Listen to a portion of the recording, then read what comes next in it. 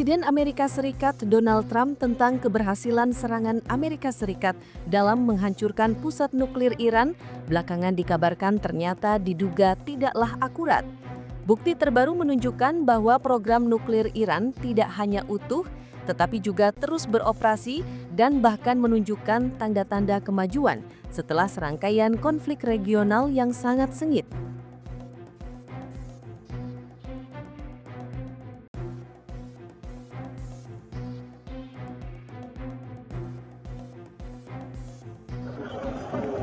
Смотри, смотри, смотри, смотри, идет сюда.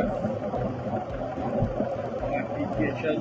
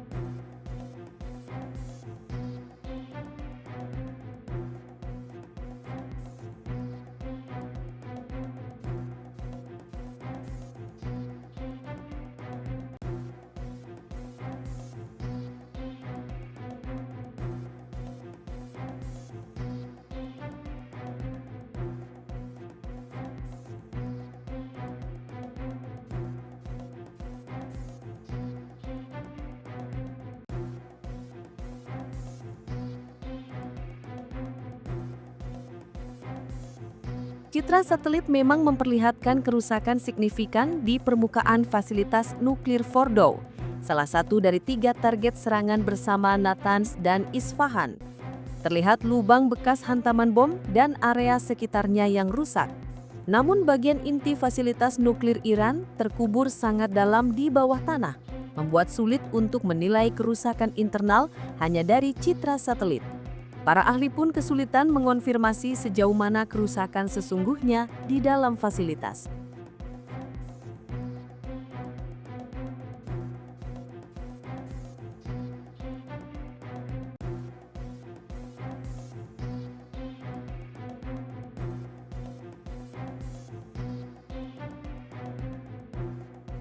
These before and after photos show the impact of the US strikes on Iran.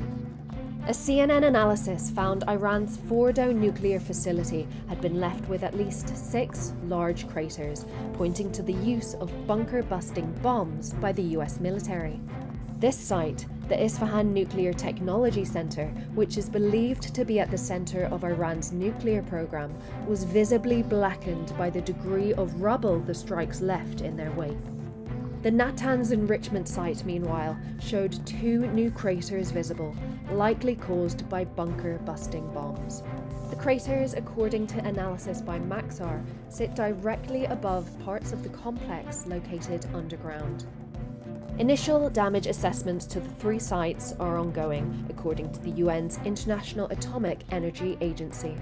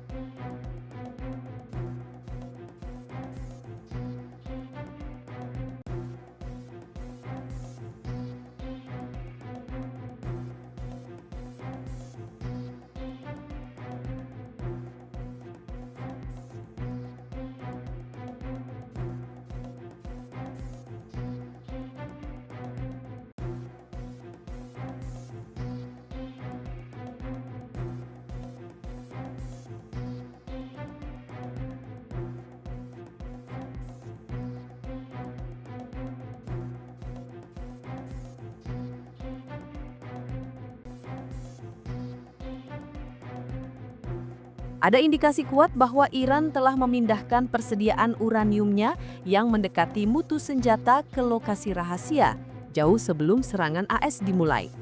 Citra satelit bahkan menunjukkan aktivitas tidak biasa, seperti antrean kendaraan di luar Fordow beberapa hari sebelum serangan. Hal ini menunjukkan kemungkinan Iran telah mengantisipasi serangan dan mengambil langkah mitigasi untuk melindungi aset nuklir vital mereka.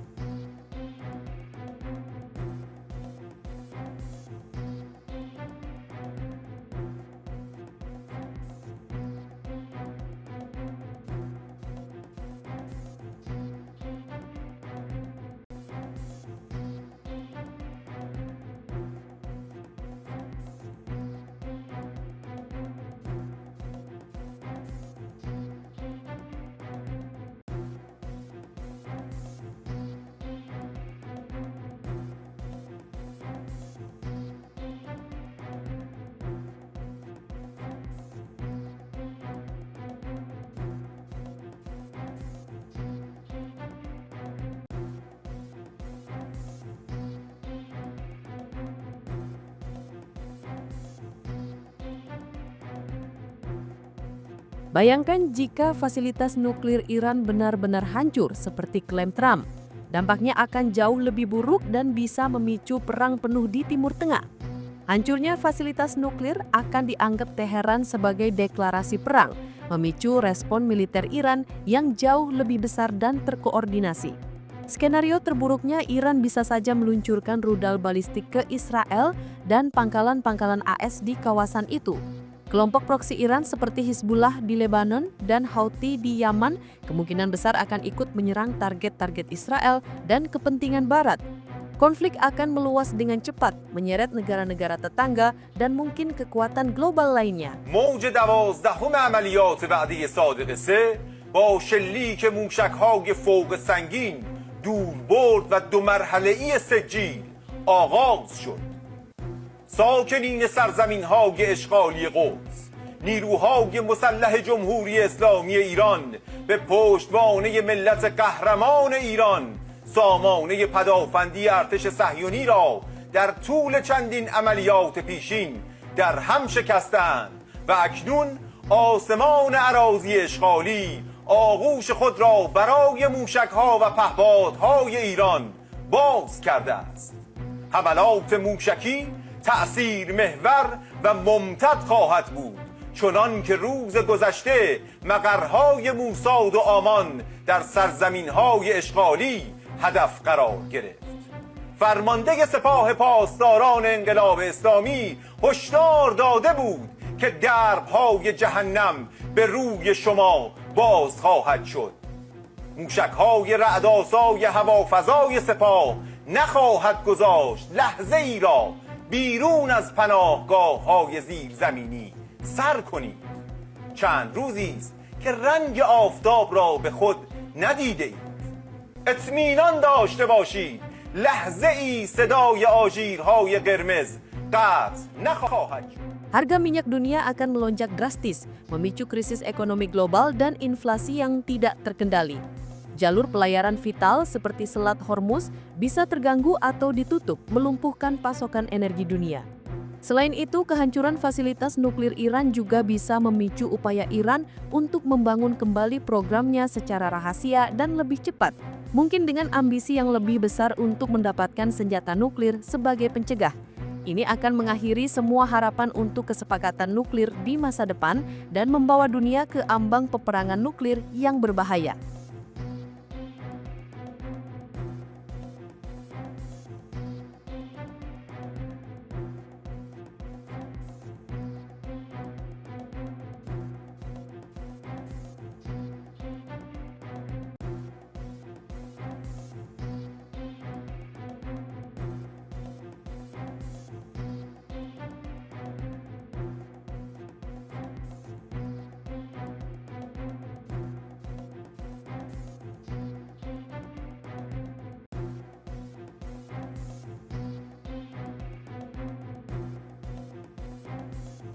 Kegagalan Amerika Serikat dalam menghancurkan sepenuhnya program nuklir Iran ini secara langsung membantah klaim Trump. Hal itu juga terjadi di tengah berakhirnya serangan balasan Iran selama 12 hari terhadap Israel, yang dimulai sebagai respon atas serangan Israel terhadap konsulat Iran di Damaskus beberapa waktu lalu.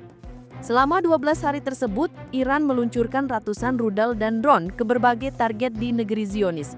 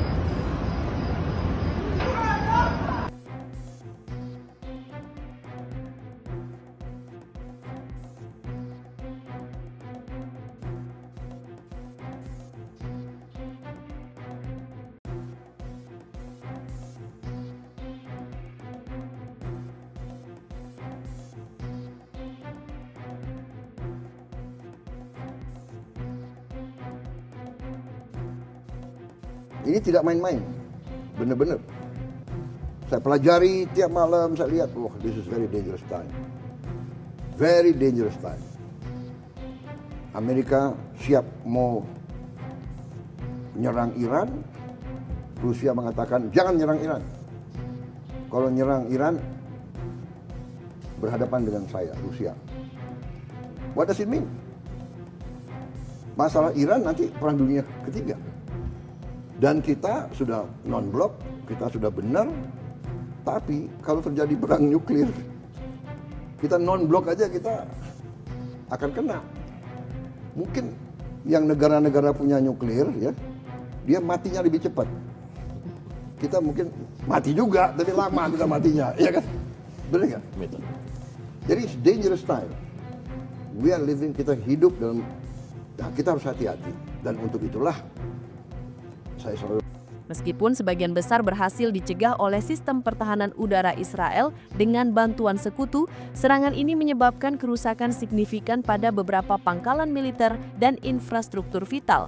Laporan awal menunjukkan korban tewas mencapai puluhan orang dan ratusan lainnya luka-luka di pihak Israel, termasuk personel militer dan beberapa warga sipil yang terkena pecahan rudal.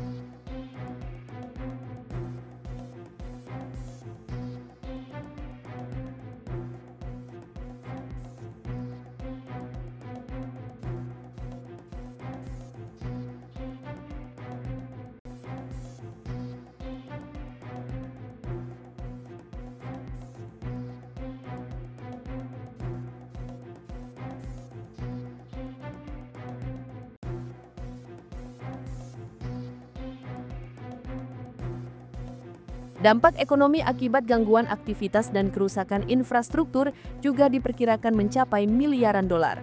Serangan ini telah menciptakan kondisi yang lebih kompleks di Timur Tengah, dengan Teheran kini memfokuskan kembali perhatiannya pada pertahanan regional dan kelanjutan program nuklirnya yang terbukti tangguh terhadap serangan eksternal.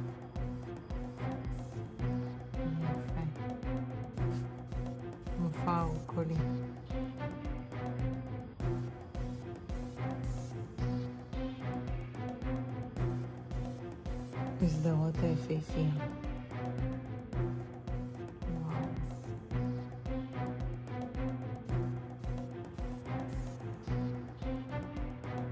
וואו, זה כמו כוכבים נופלים.